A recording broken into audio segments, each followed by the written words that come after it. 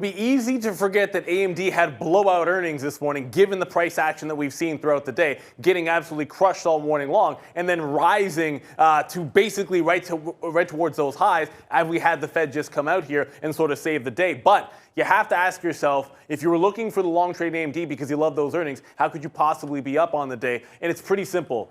When you get into a position, understand where you're wrong. And if you know where you're wrong, then you will work out just okay. As long as you take your profits, as long as you understand you have to hold to your targets, you've got to make sure you adhere to your outs. Now, obviously, you had the gap to the upside, and we've been talking about the previous resistance that we gapped through. That was 91.5 and then 92 for the last week. We've been looking at that overhead resistance. You get the blowout earnings, the monster guidance from AMD, and we pop up in the aftermarket. We see this 95 level, reject 97, and then make this nice secondary high between 95 and 95.5. That's what we come into in the morning. There was a breakout trade above that 95.5 at 96 that we were in going into the open, and then it did this. It made your classic wick off top, pulled back in.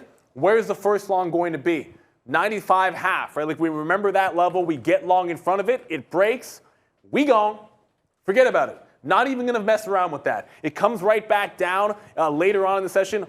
Don't do anything. I don't care about the curl at $94. I didn't have a level at $94. I'm not going to trade it on the dip at $94. We did like it in front of this 93. That, again, validates that previous level we had before. It tries to make a check up. We get below that 92.5. Forget about it. Check out. And then there's only one level left, just one. You go right back into what was that last line in the sand. This is where there were sellers en masse in AMD all last week, and they come into the buy side today. We grab only the long when it tests that 91.50 bottom. And once it does that, counter trend to the market, I'm going to be taking it. I want to be flat in front of Fed. I'm going to be taking it all out in front of VWAP, and that last dip that we had could not get past that 93.5. I will gladly take it.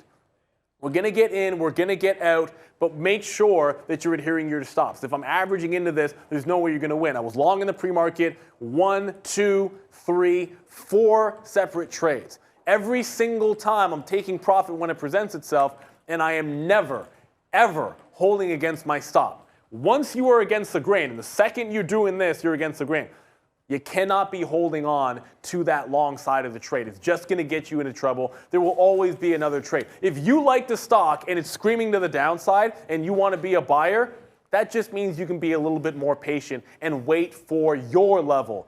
Not just the direction you like, but your level. That's how you're going to end up being positive and adhere to your stop. It's one thing to say it. It's another thing to do it. Definitely. Good, wise words.